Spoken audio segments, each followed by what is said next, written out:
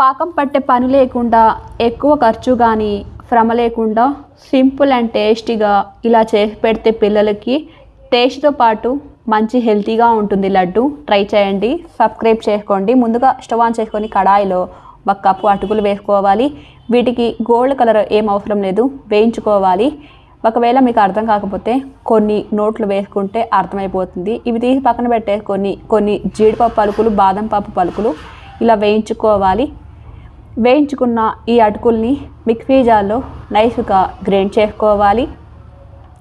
వీటిని ఒక ప్లేట్లో వేసుకొని ఈ జీడిపప్పు పలుకులు, బాదం పలుకులు ఇలా బరకగా గ్రైండ్ చేసుకోండి. తినేటప్పుడు చాలా టేస్ట్గా ఉంటుంది.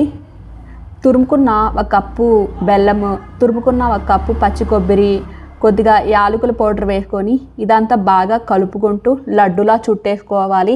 అంతేనండి, మంచి హెల్తీ లడ్డు. ట్రై చేయండి.